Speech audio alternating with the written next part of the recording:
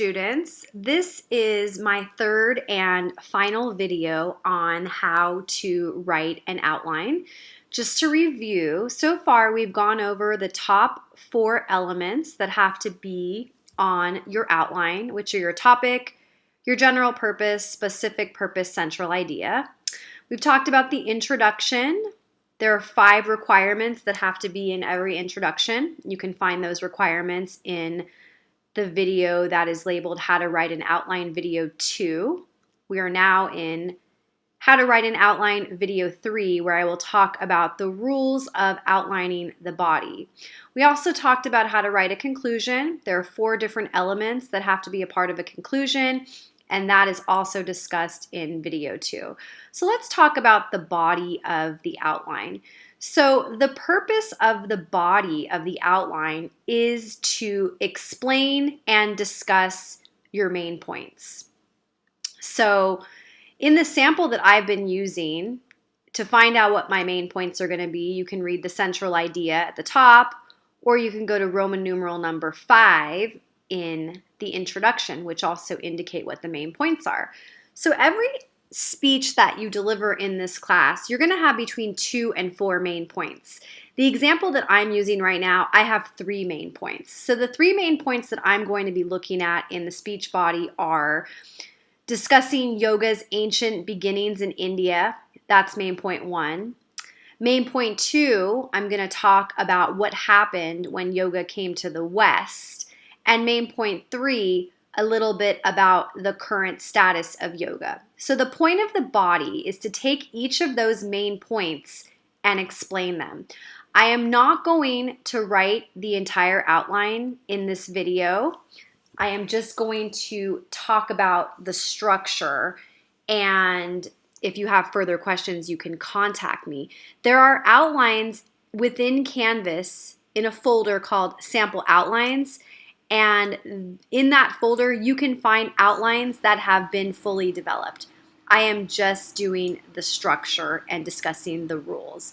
So let's take a look at the rules for outlining the body of the speech. The first thing to remember is that your Roman numerals in the body are used to indicate your main points. So like I said, every speech you're going to have between 2 and 4 main points. That means you should never have more than 4 Roman numerals, or if you have 4 main points. If you have 3 main points, you'll only have 3 Roman numerals, and so forth.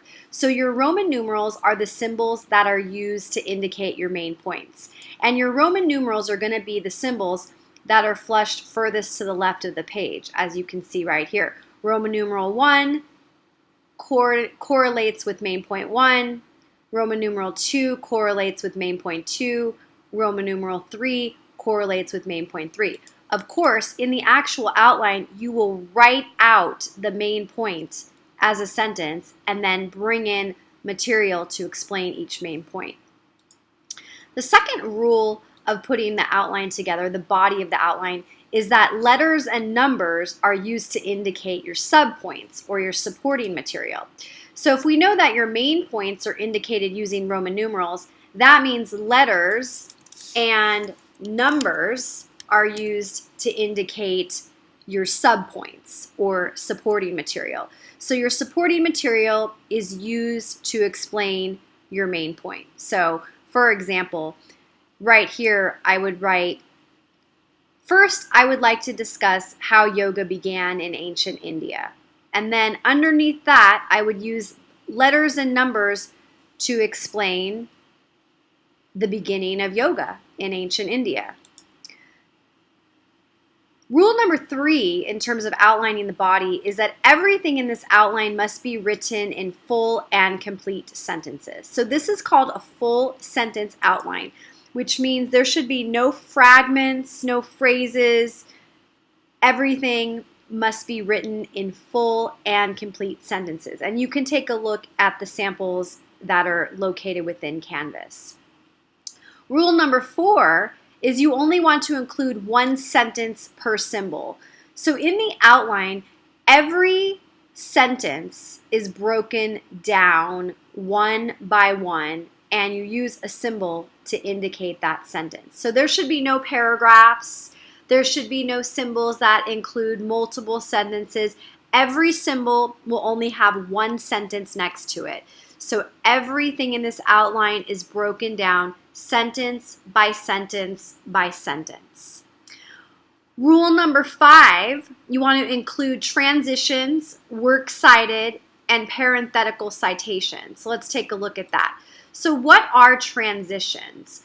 A transition basically is a sentence that allows you to move smoothly from one part of your speech to another part of your speech. A transition, what it does is it summarizes what you just said while at the same time introducing what you're about to cover.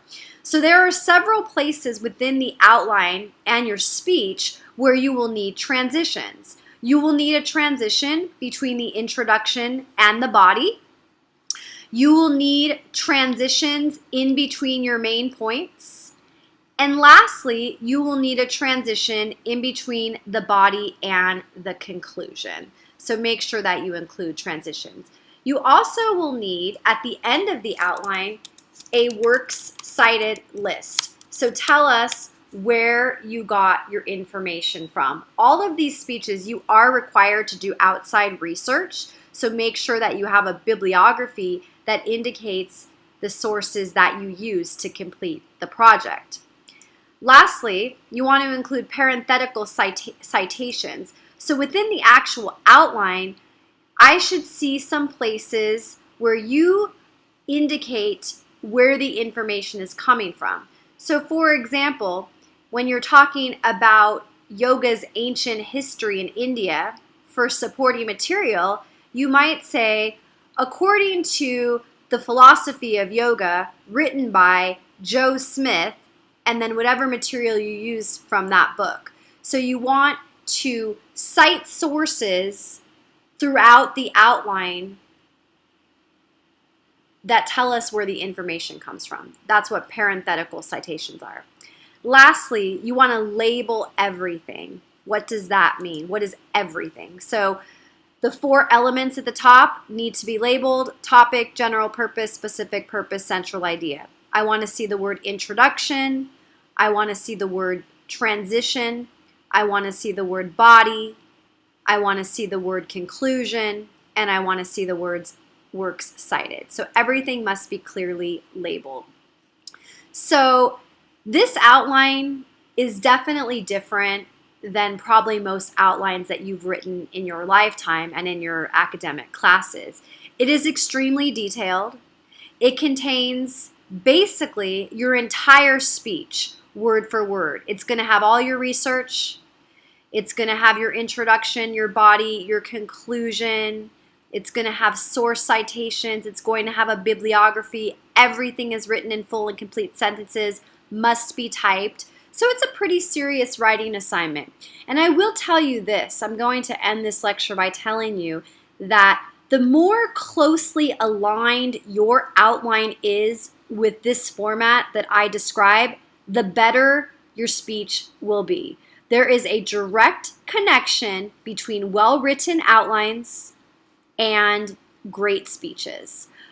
I also would like to let you know that I am more than willing to take a look at your outlines before you submit them for a grade. So if you would like me to take a look at it, you can come chat with me during my office hours, or you can send me an email with your document attached as a Word file.